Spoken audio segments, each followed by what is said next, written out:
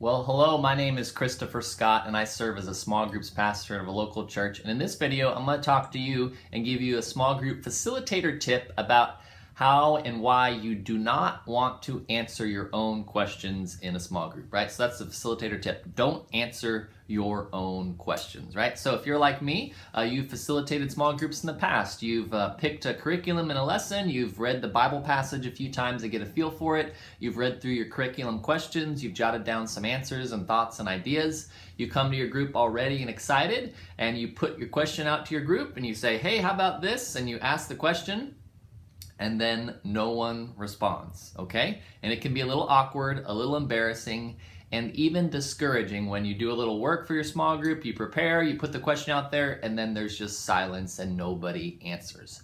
And it's tempting as a small group facilitator to think, oh, well, I'll just kind of prime the pump a little bit. I'll just answer the question first and get them to talk. And what I want to discourage you from doing is answering your own questions first like that, right? Your goal as a small group facilitator is get the group to talk about the material, right? So as we're facilitating small groups, the number one goal is to get people into the Bible, talking about the Bible, reading the Bible, discussing what they believe it means and interpreting it and how they're applying it to their lives. Then we use some really good small group curriculum. Our church uses a lot of the Wearsby Bible study guides, and it has study questions in there to help you lead people into a discussion of the Bible, right? And that's your goal, is to get people reading the Bible, using some questions to talk about it, figure out how they're going to apply it to their lives, encourage each other, and hold each other accountable to apply what they're learning, right? That's the goal of a small group discussion.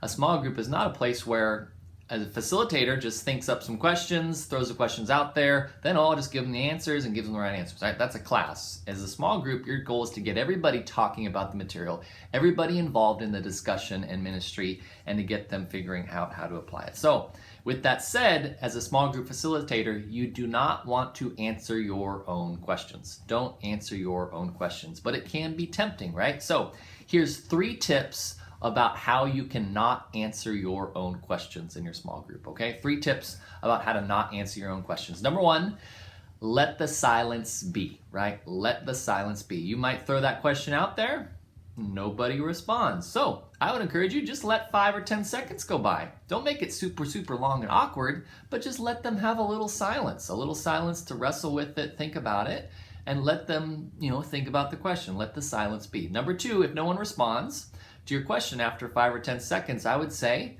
to ask the question again. Maybe they missed part of it, maybe they were daydreaming, maybe they didn't quite understand a word or two you said. So ask the question again, and if you feel like you need to, rephrase the question slightly to where it's a little bit easier to understand, or maybe more relevant to your group, okay? So ask the question again or rephrase it slightly for your group. So, okay, that's the second tip. Third tip, if neither of those work, I would encourage you, just move on. Just go on to the next question. Keep going through your guide. Like I mentioned, our church uses a lot of these Wearsby Bible study guides. I got a video up there about how you can use these.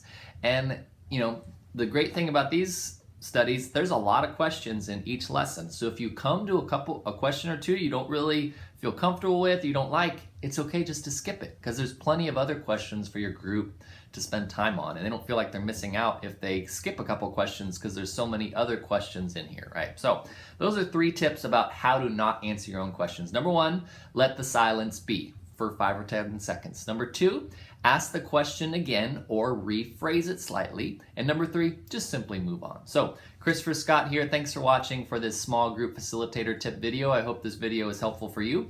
I would encourage you, what are some ideas that you have about how to not answer your own questions, right? How do you not answer your own questions, and how do you resist that temptation to not answer your own questions? I'd love to hear from you in the comments down below. Thanks for watching. If you found this video helpful, you can subscribe up there and get updates on future videos. You can also find a bunch of other small group facilitator tips in a link up there. Then I have the how to use the Wearsby Bible Study Guide videos over there, and then some topical DVD-based videos over there. Thanks for watching, and I hope to catch you again soon in another video.